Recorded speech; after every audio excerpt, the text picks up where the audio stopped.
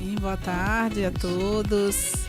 A gente, no primeiro momento, agradece pelo convite, até pela importância da temática, né, que nós estamos vivenciando, da Semana de Conscientização do Autismo, né, em nosso país.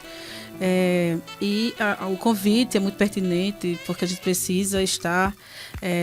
quanto mais conversando sobre esse assunto, né, tanto é que a temática é mais informação, menos preconceito. Então, quanto mais a gente conversa, mais a gente elimina dúvidas, barreiras, e principalmente barreiras atitudinais, né, barreiras sociais com relação ao autismo. E a gente acolhe a todos os ouvintes, todas as pessoas que estão nos escutando, também nos colocando à disposição, caso algum ouvinte também queira nos fazer alguma pergunta, no sentido de que a gente possa colaborar o quanto mais possível, para que a gente possa eliminando as barreiras do preconceito social e da falta de informação com relação à temática do transtorno do espectro do autismo. Achei interessante quando a senhora mandou as informações, só colocou mãe de Samuel. Isso. No caso, a senhora tem um filho que é autista? Isso. Então... A principal informação do meu currículo é ser mãe de Samuel.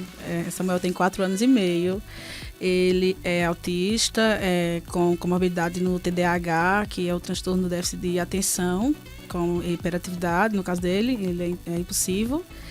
E também ele é hiperléxico, que a hiperlexia é também uma comorbidade do autismo, e a gente poderia chamar de comorbidade positiva, que são aquelas crianças que têm alto rendimento com relação às habilidades de aprendizagem voltadas para a sistemática escolar. Então, Samuel aprendeu a ler sozinho com 2 anos e meio, né? Ele ainda não usava a fala para se comunicar, mas usava para ler. E aí é uma comorbidade. Ele já estava na escola? Já estava. Ele está matriculado na Alexandrina. Não, na época? Já, ele está matriculado desde os 8 meses de idade. Eita. Então ele vem pelo processo escolar, a gente defende essa inclusão no processo escolar. E aí ele aprendeu a ler. A gente não fez muito esforço, ele lê sozinho, né? E aí tem outros hiperfocos também com relação à sistemática escolar, de matemática, ele gosta muito, conhece muitas formas geométricas, encaixes geométricos. Tem esses hiperfocos, que também são informações relativas ao autismo, que a gente vai também ajudando, difundindo, usando as habilidades que a criança tem para ajudá-la no processo, né, de inclusão escolar e de aquisição de outras habilidades que são importantes, como a questão da fala. Aí a senhora já era especialista nisso, ou foi quando Deus lhe presenteou com ele que a senhora foi? Então, quando a gente fala dos planos de Deus, a gente, eu já tive um orientador espiritual, eu acho importante essa temática, da gente estar conversando sobre isso. Eu sou católica, e é importante a gente fazer essas trocas, né, de informação, de entender, independente do lugar que a gente esteja, compreender que existe um Deus maior que nos presenteia com um plano, né? Isso. E aí, eu já tive um orientador espiritual que me falava que os planos de Deus são secretos até o momento que eles se revelam, né? Então, assim, a gente não entendia qual era o plano, mas, por exemplo, eu sou formada em Direito, mas sou professora efetiva daqui do município de Cupira, e aí eu terminei Pedagogia, que eu tinha deixado muito em segundo plano, e aí eu fiz uma pós-educação especial inclusiva. E no momento que eu estava defendendo o meu TCC da pós, eu estava grávida de Samuel com 7 meses. E ele se mexia muito na minha barriga, né, na apresentação. Mas naquele momento eu já tinha me preparado para recebê-lo, né? Porque eu já estava com a pós em Educação Especial Inclusiva no momento que ele nasceu. E foi um dos, assim, dos detalhes do carinho de Deus, eu falo, né? Do quanto eu me sinto amada. Por isso, pelo carinho que Deus teve comigo, nos primeiros momentos que eu fui percebendo as características de Samuel. O autismo dele não é o autismo de regressão, né? Tem o autismo que a criança pode apresentar as características a partir dos 2 anos, entre os 2 e 3 anos. e tem o progressivo, que a criança já apresenta as características desde bebê. Mas descobre isso ainda na barriga da mãe ou não? Ou quando Não, nasce? é depois que nasce. Entendi. Porque é muito voltado ao comportamental, mas a origem é na barriga, né? Entendi. Então no momento que a criança ainda é feto. Então foi uma surpresa para a senhora. Então aí não foi surpresa porque eu já tinha trabalhado na APAE uns 6 anos, já tinha feito essa especialização. Deus já estava preparando a senhora. Já me preparou muito bem, então eu fui percebendo as primeiras características dele com entre os 4 e os 6 meses, e já fui trabalhando a intervenção também com ele, das habilidades que eram necessárias. Entendi. Então, esses detalhes que Deus me preparou muito antes de recebê-lo, fez toda a diferença. E aí eu já tinha a especialização em educação especial inclusiva, já tinha essa experiência de APAE, e aí a gente teve o período de pandemia, como a gente ficou no ensino remoto, né? E aí eu fui obrigada, assim, de forma positiva, a estudar muito mais, porque só teria eu e ele, né? Não teria outras. Exatamente. E aí a gente, nesse período, buscamos estudar ainda mais, e aí eu fiz outros cursos, fiz após em neuropsicopedagogia, fiz alguns cursos livres de aplicador ABA, voltada para a educação, e também outros cursos relativos especificamente ao autismo e a outros transtornos do neurodesenvolvimento. E aí fui buscando ainda mais, e aí fui trazendo para o meu currículo profissional, mas tendo ele como norte. Então, por isso que hoje a principal informação do meu currículo é ser mãe de Samuel, né? A senhora foi escolhida para ser mãe dele. Eu sinto esse carinho de que Deus me preparou e me escolheu para ser mãe dele, e eu estou fazendo o máximo possível para cumprir essa missão. Não é todo mundo que Deus escolhe assim, vem cá, não. A senhora é diferente. E Samuel também, né? Eu sinto que ele é uma criança... Só tem ele ou tem outros filhos? Só tenho ele. A gente estávamos há 10 anos casados e esperando ele chegar, né? E aí ele trouxe outras crianças com ele, porque por conta do autismo que ele tem, eu fui buscar outras funções profissionais. Como eu sou professora do município, fiz o processo seletivo para ser coordenadora de educação. E aí assumi a coordenação de educação especial inclusiva. E aí eu também estou nessa missão profissional de ajudar outras crianças e trabalhar aqui no município. Aqui em Cupira tem especialistas nas escolas? Temos sim. Aqui em Cupira nós temos a coordenação de educação especial inclusiva, e aí nós temos também o atendimento educacional especializado, porque a educação especial inclusiva ela tem 2 braços. Um braço é o atendimento em sala de aula. Tem o professor capacitado e o profissional de apoio se precisar. E a criança precisa estar dentro da mesma sala que as outras crianças, né? Dentro do ensino regular. Isso. O outro braço é o atendimento educacional especializado, que nós também temos. E esse é o atendimento individual feito por profissionais dentro da escola. E aí nós temos psicólogas, psicopedagogas, neuropsicopedagogas, fonoaudióloga, atendendo em 5 escolas com AE registrado direitinho no MEC. E também temos os AES que são atendidos pela ordem municipal. Então, as escolas menores têm AE também, que funcionam, dependendo da necessidade, de segunda a sexta-feira. As 5 principais funcionam de segunda a sexta, com profissionais nos 2 horários. E aí a gente atende hoje cerca de 500 crianças, sistematicamente, com atendimento semanal. Todas têm pelo menos um atendimento semanal dentro das escolas com essas profissionais. 500 crianças 500 do município. Cadastradas? Sim, cadastradas e sendo atendidas semanalmente. Então, por exemplo, a gente tem a maior escola em número aqui no município é o Abdias, né? Temos quase 500 alunos, né? Temos quase 1.000 alunos na escola. E a gente tem, por exemplo, de segunda a sexta-feira, no Abdias, uma profissional atendendo. Cada dia tem a profissional. Então, tem a psicopedagoga que atende 3 dias, pela manhã e à tarde, e a psicóloga que atende 2 dias, também, pela manhã e à tarde. E a demanda está sendo ainda alta, né? Apesar da gente já ter esses profissionais, no caso, precisa de mais profissionais. E aí o município está dando esse suporte, uma vez que é uma política nacional, a educação especial inclusiva. Então, quanto mais crianças você matricula na rede e você lança no censo, no próximo ano o recurso do Fundeb, por exemplo, vem em dobro. Entendi. Então, é um investimento que custa caro para o primeiro ano, porque o município investe 100 sem ter o recurso específico. Então, Entendi. é uma manobra muito inteligente da gestão, mas aí no ano seguinte já vem um recurso um pouco maior, e é por isso que a gente consegue, por exemplo, ter hoje aqui em Cupira mais de 50 profissionais de apoio, que estão, inclusive, alguns do processo seletivo que foi feito, então, regularmente contratados, recebendo direitinho, recebendo instrução, formação. No caso, há incentivos também municipal para os professores se capacitarem. Sim, também, né? Da própria carreira, a gente tem os profissionais de sala de aula, os professores titulares. Um terço da carga horária do professor e do salário é para formação. Entendi. Então, a gente tem dentro do município, ofertado do município, né? Então, sem custo. E também temos dos profissionais de apoio, também formação permanente. Então, nós estamos com uma agenda de formação para todos os profissionais de apoio, de acordo com a necessidade do aluno que ele atende. Então, a gente não só tem o profissional, como também acompanha. Eu acho que não é todo mundo daqui da cidade que sabe dessas informações, não. As pessoas são poucos que sabem. Assim, é uma política nacional, né? A obrigação seria saber e buscar, mas como eu disse, tem um custo inicial. Tô entendendo. Porque precisa de você trazer profissionais capacitados, precisa de você fazer um investimento com um recurso que não veio diretamente do Fundeb, por exemplo, mas aí no próximo ano esse recurso já vai chegar um pouco a mais. Mas muitos só dão a devida atenção quando alguém da família passa. Infelizmente, né?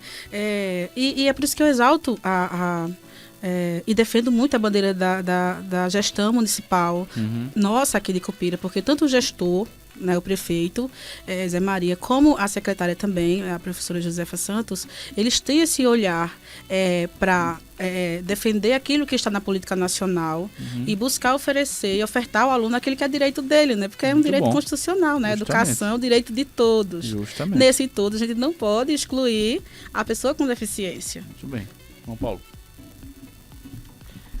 Que bom a gente poder ter informações dentro dessa finalidade, porque eu não sabia que existia esse aparato todo do poder municipal com essas pessoas, né? Eu acredito que, como eu também estava desinformado, existem muitas outras pessoas. Sim.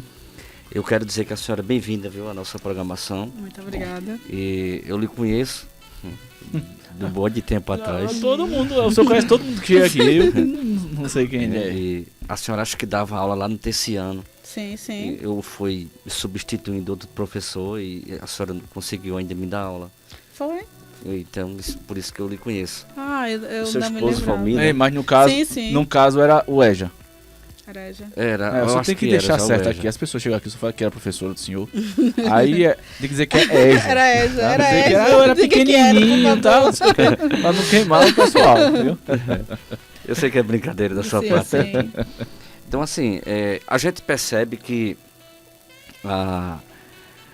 o autismo hoje cresceu de forma muito gigante. E quando se cresceu também essa população, muitas pessoas despreparadas começaram a discriminar, né? Outras pessoas dizem, não, o filho de fulano é doente. Fica julgando. Né? Então, assim, eu conheci uma irmã lá da igreja da gente mesmo, a qual fazia parte, que ela disse que foi a maior dificuldade para ela quando ela descobriu que o filho dela tinha autismo. E tem uns que não aceitam. Sim, tem esse processo que psicologicamente tem também a explicação, né, da negação. É algo muito intrínseco do ser humano e nossos, assim, de mães, de pais, né, mães e pais, de tentar proteger ao máximo o nosso filho, inclusive do diagnóstico, né? É muito com medo do que ele pode sofrer na sociedade. Então, a gente vai fazer pergunta aqui, a senhora, que as perguntas são simples, às vezes são perguntas que o pessoal, é meio idiota, não é. É dúvida que o povo tem. Sim, mas, para a senhora entrar nesse assunto, no geral, o que é o autismo? Então, o autismo, ele é um transtorno do neurodesenvolvimento. Então, sendo um transtorno do neurodesenvolvimento, ele começa a existir no momento da formação do cérebro, ainda na barriga da mãe, da formação do bebê na barriga da mãe. Entendi. Então, assim, aí a gente já quebra uma mística que existia de que o autismo, ele poderia ser por conta do ambiente, ou por conta do que ele ficou muito tempo no celular, ou porque é uma questão social, e não, na formação é genético, na formação do cérebro.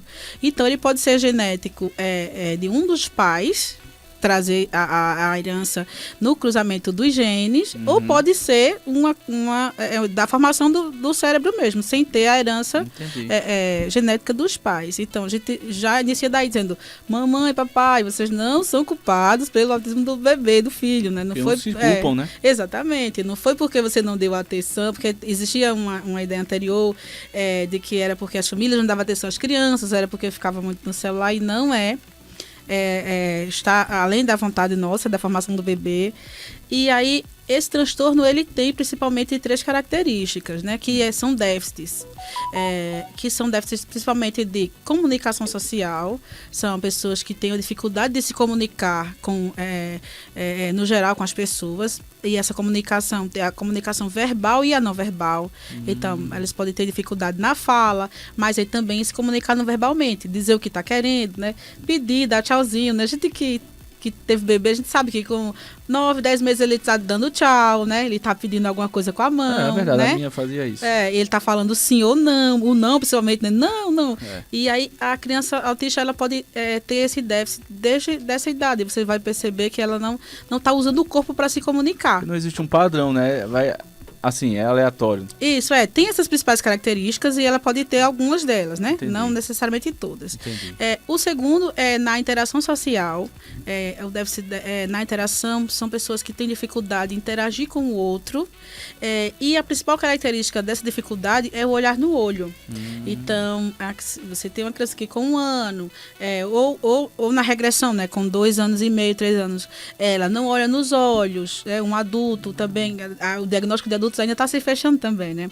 Então, a pessoa que não fixa nos olhos para falar com você, tem uma dificuldade em manter a interação, em entender, por exemplo, o que você sente, né? Tem uma tese da teoria da mente, uma tese da neurociências, que fala que todos nós, seres humanos, temos a capacidade de entender o que o outro está fazendo ou está querendo só de olhar para essa pessoa. Entendi. Então, se eu estou falando com você e você de repente está olhando para o celular, não está se interessando por mim, naturalmente eu posso parar de conversar com você, porque eu estou vendo que você não está se interessando, Dando né? atenção. A questão do dar um gelo, vou dar um gelo na pessoa, ela está Entendi. falando e você para de interagir com ela.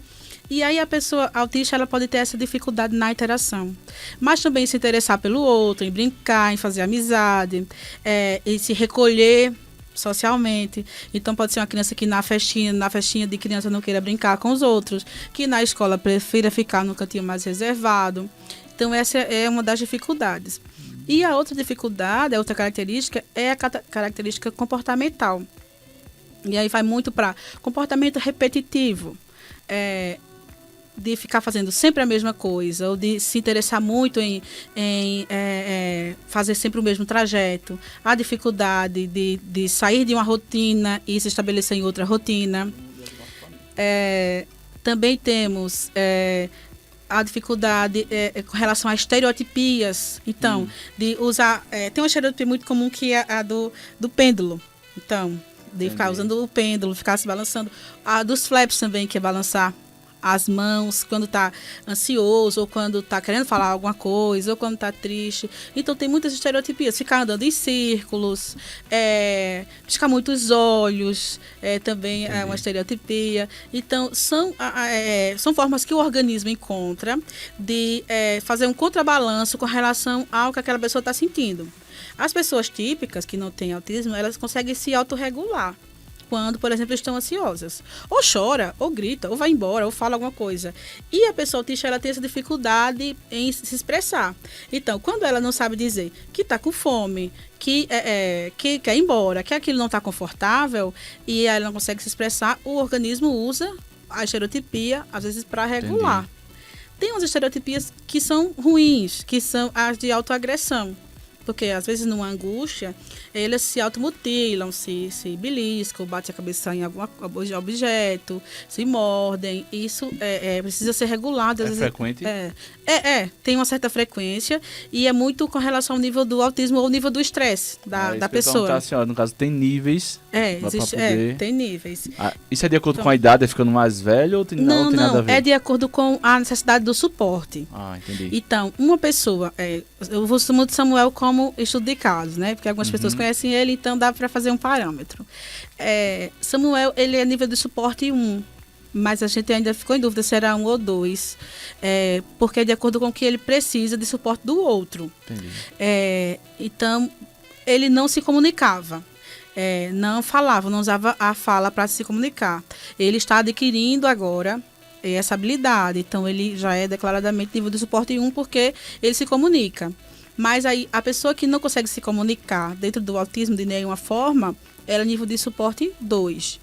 E aí, quando ela não consegue se comunicar, não consegue interagir e tem outras comorbidades, como deficiência intelectual, por exemplo, ou uma forma de se desregular frequentemente, que não consegue interagir sozinho dentro de um espaço social, e aí tem muitas questões sensoriais envolvidas também, porque alguns têm hipersensibilidade auditiva, então barulho incomoda muito, lugares com muitas pessoas, hipersensibilidade visual, luzes fortes, ou luz piscando, ou lugar muito iluminado pode causar uma irritação. Isso é frequente, com muita gente tem um certo grau, muita gente eu vou concluir falando sobre isso. A questão também olfativa também interfere muito. Então a pessoa que não consegue ter essas autorregulações, e ela precisa muito da ajuda do outro para poder interagir, aí é o nível de suporte 3. Então, os níveis relacionados ao tipo de suporte que a pessoa precisa. Entendi. E a gente conclui essa parte da fala dizendo que o autismo ele não tem cura. Uma vez identificado, o diagnóstico ele pode ser clínico, né, através de testes, ou também tem o diagnóstico genético, que é feito uma triagem genética para identificar.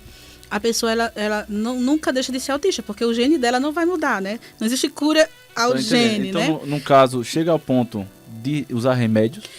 Sim. A medicação e a terapia são os acompanhamentos para que essa pessoa possa, inclusive, mudar o nível de suporte. Ela pode passar do nível 2, por exemplo, do nível 3, se ela consegue se autorregular. E essa autorregulação ela pode ser através de medicamento. Por exemplo, uma criança que se automutila, com alguma medicação psicotrópica, ela pode parar de se automutilar.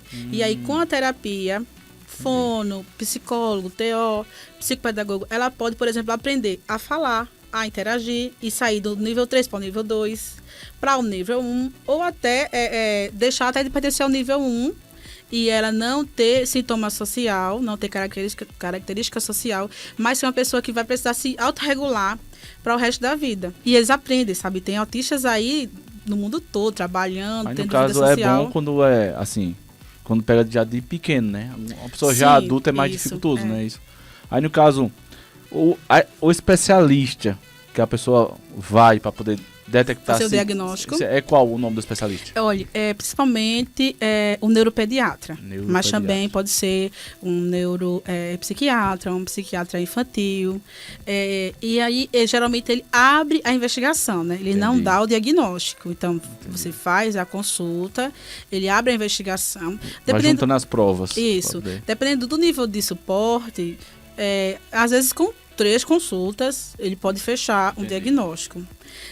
Mas aí, no caso do Samuel, ele passou quase 1 ano e meio de investigação.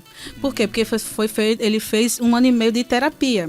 Então, fez fono, psicóloga, psicopedagoga. Como ele era muito novinho, se confundiam muito as características com a de uma criança nessa fase de desenvolvimento, de 1 e 2 anos. No município dá esse suporte, tem que ser particular? Nós temos um município, uma profissional da saúde, né, uma médica extraordinária, doutora Daniele. Ela é psiquiatra infantil. E, inclusive, a gente consegue fazer os encaminhamentos. O local, ela fica aqui em que local? Ela é da Secretaria de Saúde. Sei. E ela atende também no CAPS. E aí ela é a diretora de saúde mental do município. A gente tem uma parceria com ela para acompanhar o diagnóstico da criança. Então, se é um atendido nosso do AEE, a gente encaminha para ela e faz o acompanhamento com suporte de relatórios do atendimento que nós fazemos. Então, é um suporte muito importante para o diagnóstico diferencial, o suporte de relatórios, de acompanhamento dos profissionais. Mas aí, na rede particular, também pode ser feita, e é importante que seja feito o acompanhamento terapêutico também, para não fechar o diagnóstico, que às vezes aqui é uma característica da própria criança, da personalidade, ou até de outros transtornos como TDAH, que se confunde muito, né? Eu vi você aí falando assim, acho que muitas pessoas têm. Eu, por exemplo, estou fazendo investigação de TDAH, mas eu sempre soube que eu era acelerada, né? Eu sou uma pessoa que meus pensamentos não cabem na minha cabeça, eu penso muito rápido. Desde o ano passado eu tô com esse negócio na cabeça de TDAH, já li, estudei tanto, já Pronto, praticamente eu. Mas é importante fazer, eu estou há quase um ano fazendo acompanhamento também, ainda não fechei o diagnóstico, mas eu estou aprendendo a me regular, a me conhecer, a controlar, por exemplo, a minha fala, já que eu falava muito rápido, então às vezes eu ainda engasgo, você pode perceber que às vezes na fala eu às vezes paro e corrijo a palavra, porque quer sair muito rápido, então o meu pensamento é mais rápido do que, né, o meu sistema vocal, às vezes a língua enrola, né? Uhum. Então é comum a nossa fase de desenvolvimento, a nossa geração, por exemplo, perceber agora, na fase dos 30 a 40, que tem um transtorno desse gênero, e aí é muito importante o acompanhamento para fechamento de diagnóstico, não só para o laudo, mas para a gente aprender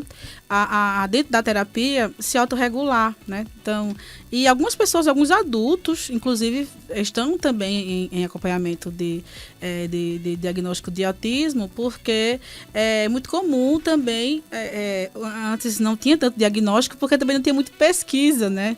Então, hoje, quando diz assim, aumentou muito o número de autistas. Então, nem sempre é que estão nascendo mais pessoas autistas. Foi descobrindo, né? Foi descoberto que já estavam lá. Exatamente. Já então, agora tem assim. mais diagnósticos. Por exemplo, outras cidades, outros colegas meus que trabalham em outros municípios dizem, olha, não, no meu município tem 3 crianças autistas. Tem 3 autistas na educação. No município? Com diagnóstico fechado, né? Entendi. Mas aí eu digo, olha, se a gente fizer uma análise, será que a gente não encontra mais autistas que não têm diagnóstico? Ou a gente não encontra mais pessoas autistas, crianças e adolescentes que não têm nem o direito de sair de suas casas e estar na educação, porque às vezes o processo de educação não está habilitado para recebê-lo, ou as famílias às vezes não se interessam. E tem os casos, no município a gente já está corrigindo, que a gente tem acompanhamento de BPC. A rede acompanha o benefício de prestação continuada de algumas pessoas com deficiência, e elas precisam estar na escola obrigatoriamente até os 18 anos, como qualquer outra pessoa, né? E acompanha o BPC na escola, é um programa federal. Mas em outros municípios existem pessoas que são diagnosticadas, inclusive que recebem BPC e que não estão matriculadas na rede, né? Então, às vezes não é que não exista pessoas com deficiência, que elas não estejam matriculadas. É porque as pessoas não querem, às vezes, atrelar esse nome. A questão de com deficiência. As pessoas não querem... Exatamente, por isso que a gente precisa quebrar esses preconceitos, né? Justamente. Porque, assim, o termo pessoa com deficiência, né, que está sendo usado, inclusive, legalmente... usado, a ser aplicado, a terminologia é essa, pessoa com deficiência, né, em vez de chamar de deficiente ou portador de deficiência. E aí nós temos, por exemplo, pessoas que têm deficiência visual, pessoas que têm deficiência auditiva, deficiência intelectual, que hoje estão em conta da abertura no processo de ensino da educação e se autoconhecendo também, né, entendendo que tem direitos. Entendi. Nós temos, por exemplo, aqui no município, hoje é o Dia Nacional do Sistema Braille, que é o sistema a escrita, né, o código de escrita para pessoas com deficiência visual. E nós temos 4 pessoas com deficiência visual matriculadas aqui no município. E nós temos profissional, né, inclusive Gilda, minha irmã, né, que eu sou irmã de Gilda, mas Gilda que é minha irmã. Gilda é professora de Braille. E nós temos 2 adultos no município que estão na EJA e temos 2 crianças que estão no ensino infantil. Uma está no pré-2 e outra na escola. Aí, no caso, quando detecta que tem uma criança ou alguém, aí direciona para determinada escola para dar aquele suporte. Porque são poucos que tem aí. Exatamente. Mas eles estão em 3 escolas. Nós temos, por exemplo, tem 2 alunos que estão na EJA, no Silvestre à tarde. Tem uma aluna que está no pré-2, na creche Minervina. E tem uma aluna que tem baixa visão, que está na escola Hilda. E ela é atendida no AE uma vez por semana, nas sextas-feiras. Fica onde aqui o AE? Eu não sei. O AE, deixa eu me localizar. Que nós chamamos. O AE fica por trás do fórum, por trás da Secretaria de Educação. Ah, tá. Na outra esquina. Exatamente, na outra esquina. Ali é o centro de atendimento educacional especializado, mas nós temos nas 5 escolas registradas. Uma é funcionando, sala de recurso aberta em todas as escolas. É uma sala com material e atendimento parecido com o de um consultório de psicologia, de psicopedagogia. E tem todo o material de intervenção, aquelas que a gente chama popularmente de brinquedos, né? Os brinquedos pedagógicos, os testes de intervenção. E aí a gente tem, deixa eu só lembrar o nome das escolas que tem funcionando na escola, com salinha e tudo. Tem o Abdias, o Pedro, o Silvestre, o Wilda e o Teciano. Essas 5 tem AES. E as demais também tem atendimento dentro da escola, e a gente conseguiu adaptar um espaço. Então, por exemplo, a gente tem na Alexandrina, nas 3 creches, Alexandrina, Sei e Minervina. As 3 têm AE funcionando dentro da escola 2 vezes por semana. E também temos o João Aires, que como não tem espaço, a escolinha é muito pequena. Minha filha estuda lá. Então, o atendimento de lá é feito no CAE, que é no centro de AE, que é atrás da Secretaria de Educação. E nós temos também na zona rural o atendimento no Mendo Sampaio, uma vez por semana. E também na escola de Laje, né? Na escola intermediária Laje de São José. E a partir da próxima semana, da próxima segunda-feira, 8 dias, também teremos o atendimento. A gente, né, vai dar a primeira mão agora que as escolas nem estão sabendo ainda. Exclusivo, irmão Paulo. Exclusivo, isso mesmo. Nós vamos ter na escola de Chão das Panelas, na Manuel Braz de Miranda, atendimento uma vez por semana.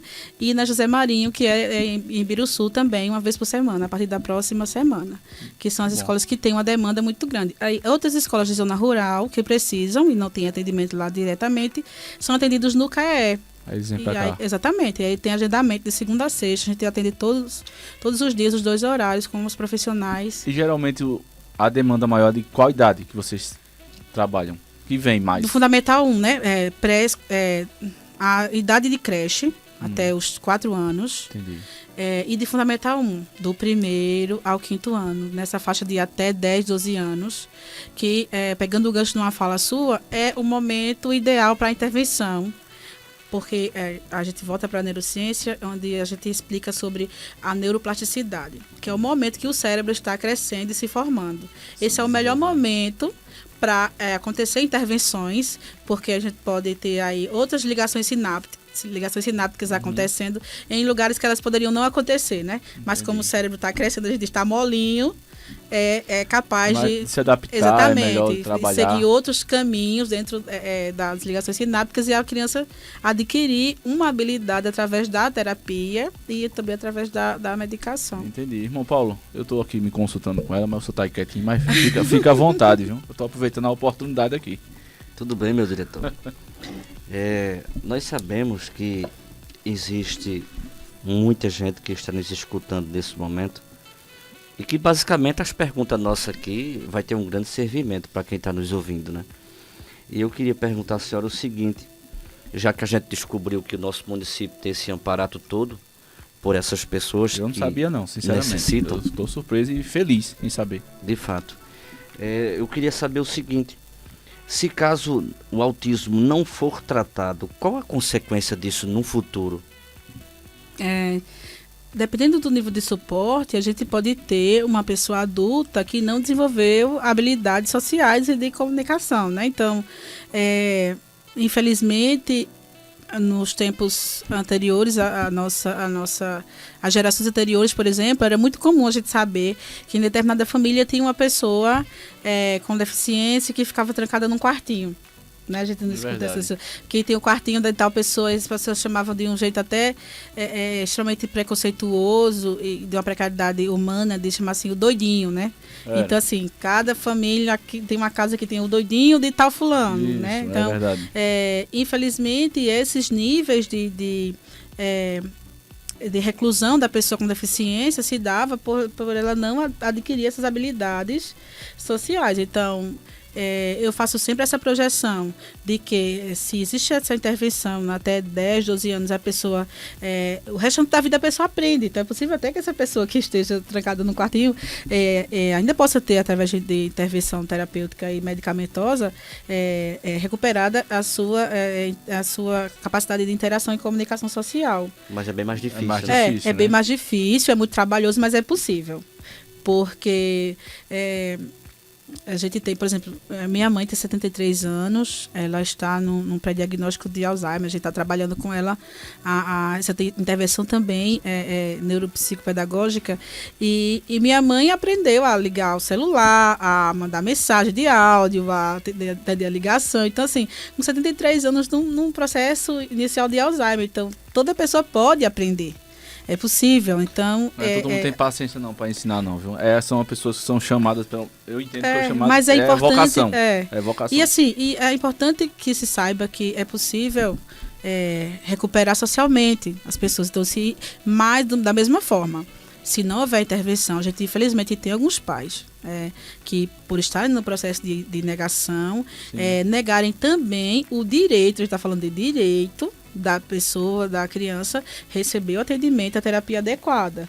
Então, quando a família nega esse direito, ela está negando também o direito dessa criança a adquirir essas habilidades. Ela pode ter grandes déficits na sua adolescência e vida adulta, inclusive com a capacidade ou a incapacidade laborativa, de ser uma pessoa que tem a capacidade de trabalhar, de se casar, de ter uma vida social plena e feliz, que é o que a gente quer para os nossos filhos, né? No final das contas, o que a gente quer é que eles tenham esse direito. Então, quando a gente... uma mãe ou pai impede que o filho seja diagnosticado e receba tratamento, ela está impedindo o direito dela de receber a vida plena e feliz. Um relato para dizer assim, olha, eu sou de Maceió, né? Aí eu conheci situações lá que tinha um casal de pessoas autistas. Casaram. Só que era uma pressão muito grande dos pais deles não querer que ela engravidasse. Porque dizia que por os dois ser autista, ia nascer, vou usar a expressão dela, tá? Sim. Ia nascer um filho pior que eles. E os pais eram uma luta e sempre dando um remédio para não engravidar não deixava. E a mulher queria porque queria ter filho e era uma luta. E é um direito, sabe? A Lei Brasileira de Inclusão Conheço essa pessoa. Prevê que a pessoa com deficiência, ela tem o mesmo direito de ter o planejamento familiar igual a qualquer outra pessoa. Sim. Então, ela tanto pode escolher não se casar ou não querer ter filhos, como se ela quiser, ela tem que ter esse direito respeitado. E os pais eram uma luta em cima, porque era o mais que eles falavam. Era na época que eu trabalhava no prédio, eu era porteiro, dizia assim, não permite que eles tenham filhos. Casaram, mas porque ele tinha um grau a mais que... É um negócio assim, mais que ela. Sim. Tinha mais atenção pra ele do que pra ela. Só que os dois viviam tranquilos. Bem, só que os pais, principalmente dela, não deixavam. Faz de tudo pra não engravidar, porque dizia que nasceu um menino pior que eles. É muita ignorância. Sim. A situação. Infelizmente, essas coisas acontecem, né? Como eu falei, a gente tem aqui no município, são poucas, mas tem alguns pais e alunos que não querem nem que a criança seja atendida no AE, mais sendo que é o direito da criança. Só já pegou pais duros mesmo? Já. Mas assim, dentro da escola, a família não pode impedir a criança de receber atendimento educacional. Então, o que nós fazemos é atendimento educacional especializado. Quando a gente tem uma criança que apresenta algum transtorno, mas que não tem diagnóstico nem laudo, e essa criança, por exemplo, precisa de suporte com relação à aprendizagem ou à interação social, é uma habilidade trabalhar dentro da escola. Então, a gente vai fazer os estímulos, a criança na sala de aula, ou dentro da escola, ou no AE, como profissional, já que o profissional do AE obrigatoriamente tem que ser professor. Pode intervir, no sentido, tem a criança na sala, aí os pais não dão a devida atenção. Aí o especialista pode intervir e ir na casa deles para poder, ou não, só questão de orientação. Pode sim, a lei fala, né, a Lei Brasileira de Educação, e as leis que sustentam o atendimento educacional especializado, que o AE, ele pode, um dos trabalhos do AE é fazer essa interação com a família e com demais órgãos sociais e políticos. Então, a gente pode, por exemplo, trabalhar com a família, ou trabalhar ou fazer os encaminhamentos para a saúde, requisitar também para a saúde. E nós temos na educação aqui do município de Cupira, dentro desse aparato da educação especial inclusiva, do atendimento educacional especializado, nós temos um assistente social extremamente aguerrida, assim, que a gente é muito fã do trabalho dela, porque ela trabalha muito além das funções de assistente social, que é a gente Rondiléia Santos, que já foi conselheira tutelar, que hoje também é formadora de profissionais de assistência social, saúde, educação, e conselheira tutelar também traz essa barreira da defesa das crianças e dos adolescentes. E aí a gente faz esse trabalho, a lotação dela de educação é no AEE, e aí a gente faz os encaminhamentos para ela faz as visitas, né, porque é um trabalho de assistência social, não é de profissional, de professor, por exemplo, e na casa da família. Mas aí ela tem esses instrumentos, esse aparato da função, e aí ela faz a visita, faz encaminhamentos, faz orientações, traz também a família para perceber suas responsabilidades, que a família não pode negligenciar o direito da criança, né? A família é guardadora dos direitos, né? Então, e a criança, ela é responsabilidade da família. E aí a gente tem como fazer também essa intervenção através da assistência social. Também dentro do aparato do AE, nós temos uma advogada também. Bom. Nós temos uma assistência jurídica, que é a doutora Elizabeth Luna, que está lotada. Ela também é pedagoga e está lotada no AE conosco de segunda a sexta-feira, no turno da manhã. E também temos o Buscativa Escolar, que o coordenador é o professor Genilson Bezerra, que também faz intervenção com a família. Quando, por exemplo, a criança está faltando muito às aulas, ele vai na casa saber por que a criança está faltando. Entendi. E a gente entende, procura compreender o motivo da falta. Então, tem às vezes uma criança com deficiência que está faltando porque está faltando a medicação, ou porque ela está fazendo tratamento. Entendi. Então, a gente precisa também compreender e fazer esse link da escola com a família. Então, a gente tem como fazer essa intervenção, sim, e fazer acompanhamento. Muito bom, muito bom. Temos 5 minutos. Quando o papo é bom, passa ligeiro Nossa, demais. Velho. Então, irmão Paulo, temos 5 minutos. O senhor faz mais uma pergunta para as considerações dela. Quando a gente tem uma pessoa profissional na nossa programação aqui, é bom demais, né? A gente vai descobrindo assuntos. A gente se coloca à disposição. Se precisar, a gente vê outros momentos para continuar. Oxi, muito ótimo. Bom. A gente já agradece. Eu acredito que esse bate-papo foi muito importante para as pessoas que passam por esse tipo de situação, né? Inclusive, um relato rapidinho, a gente tinha uma irmã na igreja e ela tinha um filho que ele era, impulsivo. Eu acho que de uma forma até mal educada, e uma vez ele arranhou o carro do pastor inteiro e foi reclamado com ela. Ela disse que ele tinha autismo.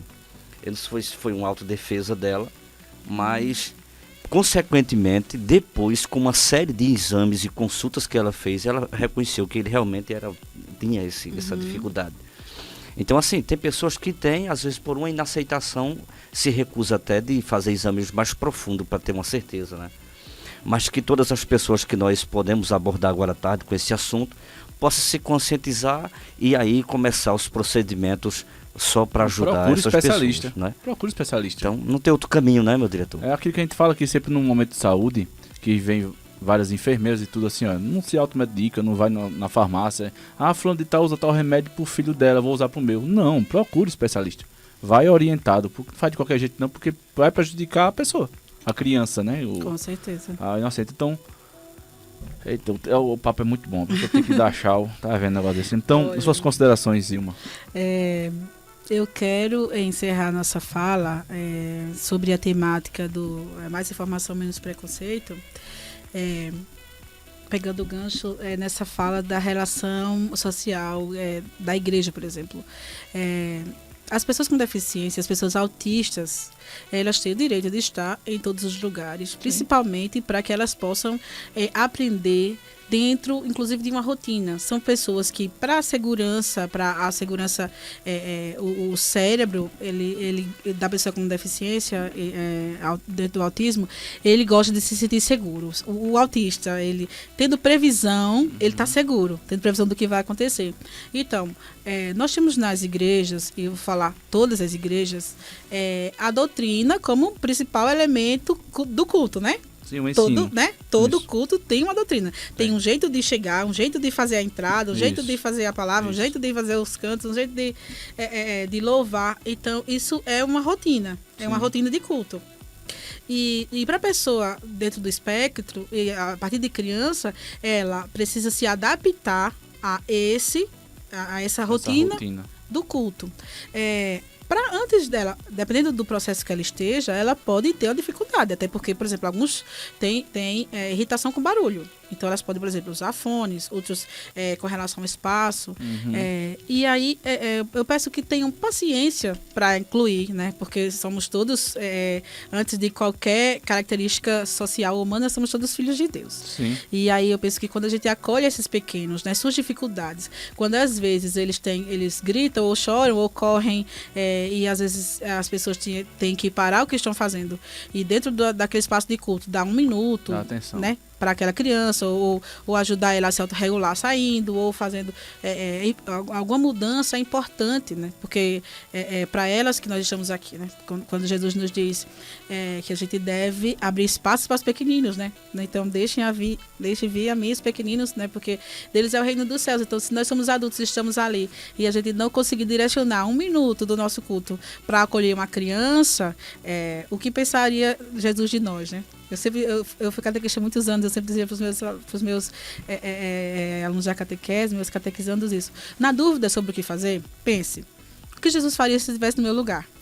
Então, eu penso que isso no meio de um culto, de uma missa, de um evento social, tem uma criança que está sentindo dor porque está se desregulando, e ela sente uma dor física quando se desregula, o que Jesus faria? Será que ele ia... Não, é obrigatório continuar o culto, é obrigatório continuar a missa, ou ele ia parar e dizer assim, vem a mim, criancinha, que eu vou te acolher nesse momento.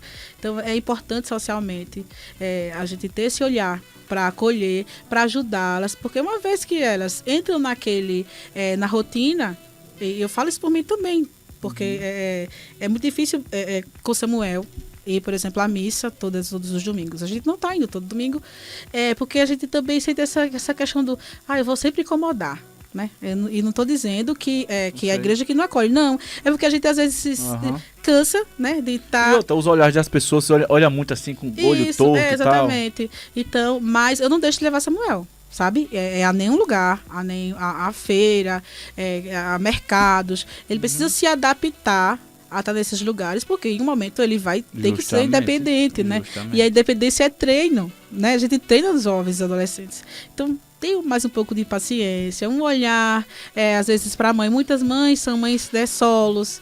Então, às vezes ela está cansada, pergunta se ela precisa de ajuda, se ela precisa de um copo d'água, se ela precisa que você ofereça ajuda naquele momento. E isso em qualquer espaço social, porque enquanto mãe eu falo, é uma rotina muito pesada, é muito cansativa, requer também, às vezes, esse nosso desprendimento de outras atividades, e o que a gente quer é que os nossos filhos sejam felizes e plenos como qualquer outra pessoa. Então é isso que a gente prepara eles para o mundo. Muito bom, muito bom. Eu quero agradecer a senhora por ter vindo, e sim, vamos ter outras oportunidades na qual a senhora vai poder estar aqui conosco. Eu vou deixar anexado no nosso site, a gente sempre, quando traz profissionais, vamos deixar anexado suas redes sociais e tudo tal, para as pessoas se interagir também e ver no que a senhora trabalha e a sua bandeira. Sim, eu posso dizer que é a sua bandeira, viu? Queremos muito bandeira. Agradecer a senhora. E vamos, daqui uns dias, essa também vem aqui. Sim, muito né? Bom. A gente tem na agenda outros momentos que a gente trata dentro da agenda nacional de algumas deficiências, então a gente se coloca à disposição também, até depois para passar a agenda, caso vocês... em outros momentos a gente tem a semana da pessoa com deficiência, nós temos... Pronto, a minha esposa, a Joelaine, ela é enfermeira, aí todo programa primeiro do mês, ela vem trazer o tema do mês da saúde. Aí ela ela indicou a senhora. Quando eu disse, ela disse, olha, semana que vem tu pode ir, não, tem uma pessoa que é ótima para esse tema. E aí indicou. Sim, Joelaine foi minha aluna também, né? Olha, tá vendo? Eu não sabia dessa não. Ela tá ouvindo a gente. Ela foi mas ela foi minha aluna no ensino regular, não foi na EJA, não. Eu já estou chegando nos 40, mas foi acho que no meu 2º ano que eu lecionei aqui em Cupira, ela foi minha aluna no Abdias. Eu já estava como apoio, a professora está fazendo pedagogia, está na metade, aí é formada em enfermagem. Então ela é um ciclo, né? A educação é um ciclo. Vocação. É vocação, não é todo mundo. Não entre nessas áreas por dinheiro, não. Tem que ter vocação para aquilo. Sim, da educação inclusiva principalmente. A educação inclusiva se faz com amor. Deus abençoe a senhora. A gente somos da Igreja Adebrais, aqui em Cupira. Só que nosso programa aqui não tem bandeira de igreja. Nós temos a bandeira que é Jesus Cristo, que veio para todos. Então a gente tem esse momento de levar informações para todo mundo. A gente não olha nem cor nem raça, não quer saber quem seja. São seres humanos, vai para todo mundo. Sim. Essa é a nossa atitude. Isso Estamos é amanhã aqui também, à parte da tarde, com o programa da igreja. Mas o Agreste Cristão é além da placa. É para Cristo, né? É além da placa da igreja. Cristo é além de bandeiras. Todos. Sim, enquanto pessoa, enquanto profissional também. Eu falei que sou católica, porque a gente está num momento aqui, mas eu também entendo que esse acolher o outro, né, e trazer para Cristo, né? Acho que mais todos, do que tudo é isso, né? Trazer para Cristo, independente de onde você venha, mas ele diz venha, né? Do jeito que tu estiveres, venha. Então. Hoje foi até o devocional na qual Deus me direcionou, foi vinde como estás. E eu não escutei. Casou. Foi, tá vendo? Então Mateus que ele tá fazendo para Cristo, então ele fala com todos nós. Vinde como estás. Então Deus abençoe a vida da senhora, viu? Lhe capacite cada vez mais, lhe dê mais e mais sabedoria e entendimento sobre essas áreas, porque depois que eu vi suas expressões, eu digo, rapaz, a mulher gosta de estudar mesmo, viu? Aí a gente já trouxe aqui outras pessoas, veio o Crimeri, a irmã Crimeri, psicopedagoga, falou sobre ansiedade infantil e tudo tal. Ela tá para voltar também, a gente vai trazer ela novamente. Então, o que tiver de informação que seja para a sociedade, o Agreste Cristão é para isso. As portas estão abertas. E do mesmo jeito que tiver um tema importante, só assim, eu preciso expor e tal canto, entre em contato que a gente traz a senhora novamente. Tá certo. Tá certo? Deus abençoe. Muito.